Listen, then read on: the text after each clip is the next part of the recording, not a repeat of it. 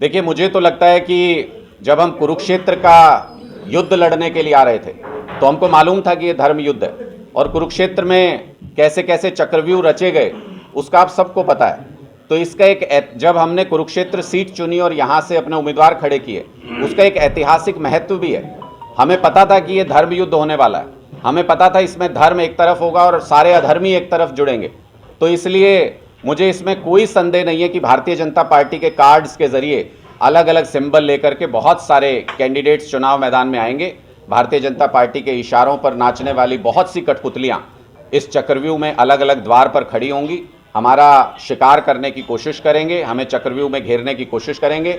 लेकिन इसमें भी आपको कोई संदेह नहीं होना चाहिए कि ये चक्रव्यूह तोड़ना, जो मॉडर्न ज़माने के जो अर्जुन हैं अरविंद केजरीवाल जी, उनको ये चक्रव्यूह तोड़ना अच्छे तरीके से आता है। वो इस चक्रव्यूह को धराशायी करेंगे, इन सारी कठपुतलियों को इनकी सही जगह दिखाएंगे और सीधा चुनाव इस बार पूरे देश में पता है कि इस बार आर पार की लड़ाई है। सीधा चुनाव इंडिया गठबंधन वर्सेस भारतीय जनता पार्टी है। जो लोग देश में संविधान का राज चाहते हैं, जो लोग देश में आज़ादी बरकरार रखना चाहते हैं, लोकतंत्र चाहते हैं, वो इंडिया गठबंधन को वोट करेंगे। जो तानाशाही लाना चाहते हैं देश में, देश को बर्बाद होते हुए देखना चाहते हैं, वो भारतीय जनता पार्टी को। धर्मयुद्ध की बात कर रहे हैं कि पांडव धर्मयुद्ध तो पांडव और कौरव में, तो आप पांडव और कौरव किसको डिफाइन करेंगे? देखिए, वो तो हमने बता ही दिया कि आज के ज़माने के अर्जुन अगर अरविंद केजरीवाल जी हैं तो फिर पांडव कौन है उसका अंदाज़ा आप लगा लीजिए। और जो उस सेना के खिलाफ खड़े हुए हैं वो कौरव कौन है वो भी बताना कोई बड़ी बात नहीं है, वो भी आप अंदाजा। एनएलओ की तरफ से अभय सिंह चौटाला आ चुके हैं, आपकी तरफ से सुशील गुप्ता जी हैं इंडिया गठबंधन के, नवीन जिंदल का नाम बड़ा चर्चा में है, तो कहाँ देखते हैं हम इंडिया गठबंधन? देखिए, ये तो भारतीय हॉट सीट होगी, ये तो भारतीय जनता पार्टी को तय करना है।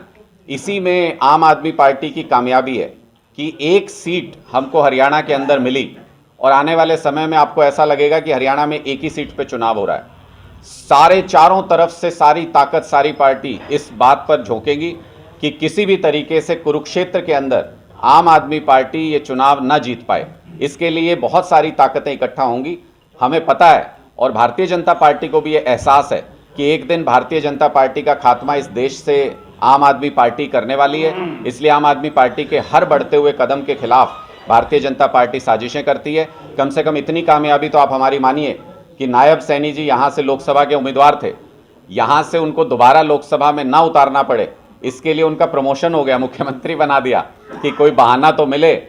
अदरवाइज तो 3 महीने पहले, 4 महीने पहले उनको प्रदेश का अध्यक्ष बनाया गया था। कोई पार्टी जब किसी को प्रदेश अध्यक्ष बनाती है तो बहुत सोच समझ के बनाती है, एक लंबे समय के लिए पूरे प्रोसेस को कैसे वो बनाएंगे, कैसे संगठन बनाएंगे, वो देख करके बनाती है।